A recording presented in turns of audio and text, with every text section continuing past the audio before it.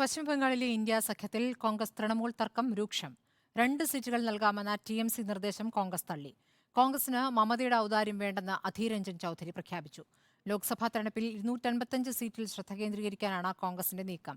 India സഖ്യത്തിലെ seat വിഭജന ചർച്ചകൾ ഉടൻ പൂർത്തിയാകും. പശ്ചിമബംഗാളിൽ ഇന്ത്യ സഖ്യം വിരിയും മുന്നേ വാടുന്ന കാഴ്ചയാണ് കാണുന്നത്. കോൺഗ്രസ് തൃണമൂൽ കോൺഗ്രസ് സീറ്റ് വിഭജന ചർച്ചയാണ് തർക്കങ്ങൾക്ക് കാരണം. 42 ലോക്സഭാ സീറ്റുകളിൽ 6 എണ്ണം ആവശ്യപ്പെട്ട കോൺഗ്രസിന് 2 സീറ്റുകൾ നൽകാമെന്നാണ് TMC മറുപടി നൽകിയത്. വിഷയത്തിൽ പൊട്ടിത്തെറിച്ച കോൺഗ്രസ് സംസ്ഥാന അധ്യക്ഷൻ അധീർ രഞ്ജൻ ചൌധരി മമതയുടെ ശ്രമം മോദിയെ സന്തോഷിപ്പിക്കാനാണെന്ന് വിമർശിച്ചു. പരസ്യ പ്രതികരണങ്ങൾ പാടില്ല എന്ന് അധ്യക്ഷൻ മല്ലികാർജ്ജുൻ ഖർഗെ കോൺഗ്രസ് നേതാക്കൾക്ക് നിർദ്ദേശം നൽകി മണിക്കൂറുകൾക്കകമാണ് ബംഗാളിൽ പൊട്ടിത്തെറി.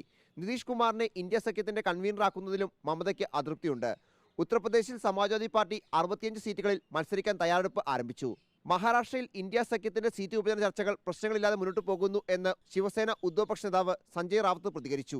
ലോക്സഭാ തെരഞ്ഞെടുപ്പിൽ കോൺഗ്രസ് ശ്രദ്ധ കേന്ദ്രീകരിക്കുക 255 സീറ്റുകളിലായിരിക്കും. ഇന്നലത്തെ നേതൃയോഗത്തിൽ ഇക്കാര്യം സംസ്ഥാന നേതാക്കളെ മല്ലികാർജ്ജുൻ ഖർഗെ അറിയിച്ചു. ബാക്കി സീറ്റുകളിൽ ഇന്ത്യ സഖ്യത്തിലെ പാർട്ടികളുമായി ചർച്ച നടത്തും. റിപ്പോർട്ടർ, ദില്ലി.